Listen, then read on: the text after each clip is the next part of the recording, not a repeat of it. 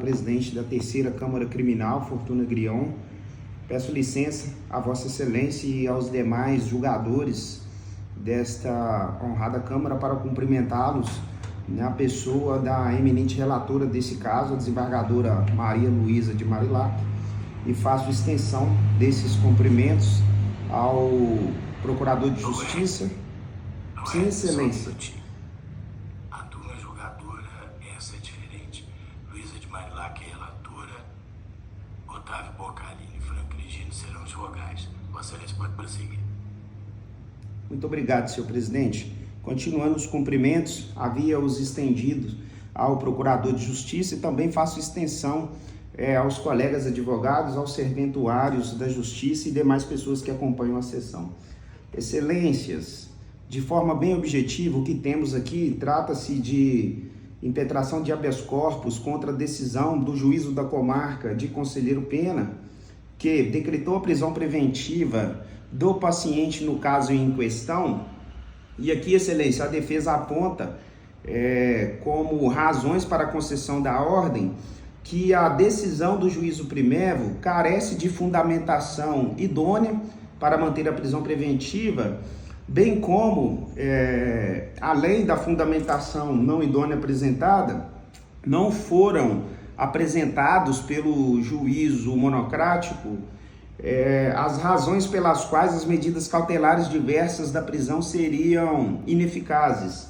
Nesse sentido, Excelência, temos que, diante desse afastamento das medidas cautelares diversas da prisão e tendo como fundamento inidôneo o decreto da prisão preventiva, Sua Excelência, juízo primeiro, argumentou que era necessário decretar a prisão para garantir a credibilidade das instituições.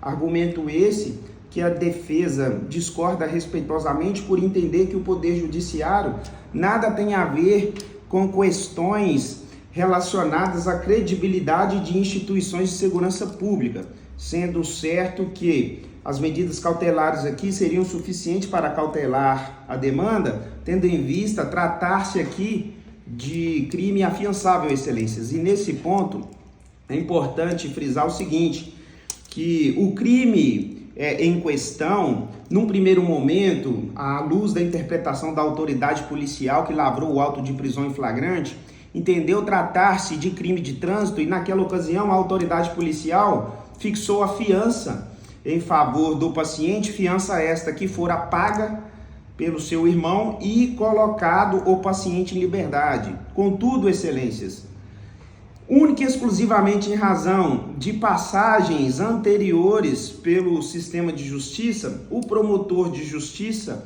requereu ao juiz de plantão que fosse cassada a fiança que havia sido paga pelo paciente que estava em liberdade, e isso foi acolhido pelo juízo que apontamos aqui como autoridade coatora, que cassou a fiança do paciente que já estava respondendo o inquérito em liberdade, determinou sua prisão preventiva com o recolhimento.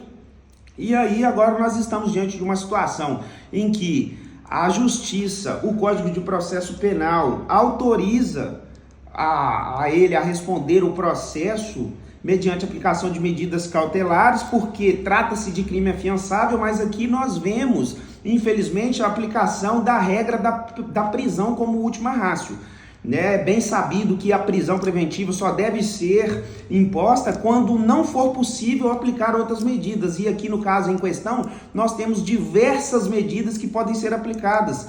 Tanto a questão de restabelecer a fiança que foi cassada, com o reforço de outras medidas cautelares previstas no artigo 319, bem como também, caso Vossas Excelências não entendam que a fiança que já fora recolhido por ele, que essa fiança não merece ser restabelecida, essa fiança ainda pode ser reforçada à luz do entendimento de Vossas Excelências. O que não é razoável é manter uma pessoa presa preventivamente num sistema prisional totalmente podre, falido e imundo como o que nós temos, sendo que é resguardado a ele, garantido o princípio aqui da presunção de inocência, e se caso for condenado ao final de sentença penal condenatória, aí sim poderíamos falar em aplicação de pena.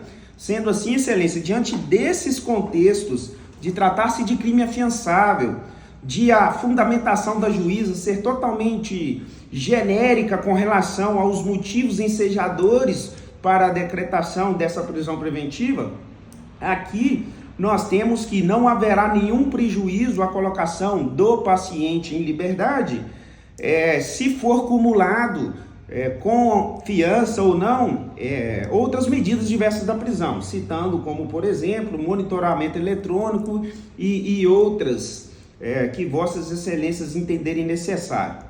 O caso é que, diante do colapso do sistema prisional que nós vivemos atualmente, todo dia nós temos visto, excelência, nos noticiários, pessoas morrendo no sistema prisional do estado de Minas Gerais, e a situação com que esse rapaz foi preso foi uma situação atípica, porque o promotor de justiça, embora entenda que ele estivesse fugindo do local, eu vi esse rapaz no dia da prisão em flagrante e fiquei preocupado até com a questão de saúde dele, porque o corte que ele estava no olho, o acidente que ele sofreu, dava para ver visivelmente que diante daquele acidente, daquela ocorrência ali, ele pode muito bem ter ido para o hospital para se tratar, tanto que a Polícia Militar, quando foi cumprir o mandado de prisão, diante da fiança que foi cassada, encontrou ele no hospital. Então nós não sabemos se de fato ele fugiu do local ou se foi levado por outra pessoa para ser socorrido. Agora, uma certeza que eu tenho para vossas excelências é que até hoje não foi ofertada denúncia. Se até hoje não foi ofertada denúncia, não haveria nenhum prejuízo, excelências, da concessão dessa ordem de habeas corpus, até para evitar o atabalhoamento do Poder Judiciário, porque diante de uma negativa dessa, a defesa vai ter que subir ao Superior Tribunal de Justiça, porque citamos até jurisprudência do STJ no sentido, do acolhimento dessa impetração de habeas corpus em um caso análogo, parecido como esse. Então, assim, justificar a manutenção da prisão preventiva do paciente, no caso em concreto, exclusivamente com base no argumento de risco de reiteração delitiva, porque ele já tem passagem pela justiça criminal, passagens anteriores, essas que inclusive já está quase sendo alcançado pelo período depurador, não me parece, excelências, aqui razoável a manutenção dessa prisão, para não penalizar ele antecipadamente, e também para evitar aí a utilização de outros recursos do Poder Judiciário, uma vez que, se o Código de Processo Penal fala que o crime em questão, em tese, é afiançável, seria o caminho, excelências, aqui mais proporcional, neste momento, esta concessão da ordem de habeas corpus, ainda que com aplicação de medidas cautelares diversas da prisão. Sem mais delongas aqui, excelência, eu reitero todos os fundamentos colocados na petição de impetração. Devolvo a palavra, senhor presidente, e agradeço a vossas excelências. Como vota, eminente relatora?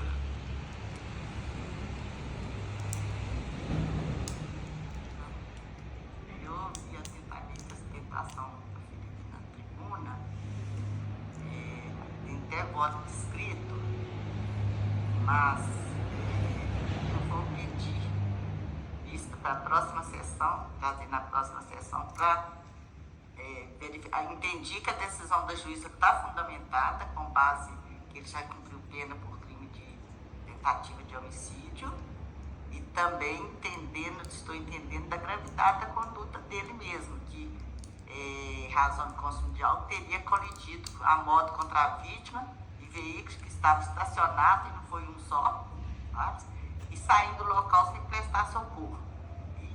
Então, entendendo que essa é a reincidência dele. Mas eu vou pedir vista só para analisar a possibilidade de outras medidas cautelares mais severas. Vou olhar se a comarca, deixa eu ver se isso é relevante. Pois é, porque tornozeleira eletrônica no interior não existe, infelizmente. Conselheiro Mas Pedro. eu vou ver a possibilidade de outras medidas cautelares. Mas praticamente eu já até, meu voto pronto é nesse sentido mesmo, tá? Da gravidade da conduta e por esse motivo. Mas vou pedir vista só para ver a possibilidade de aplicar alguma outra medida cautelar mais severa. Para isso eu tenho que ligar na comarca, saber se tem tornozeleira eletrônica e tudo mais. Tá? Só por isso. O resultado parcial do julgamento após sustentação oral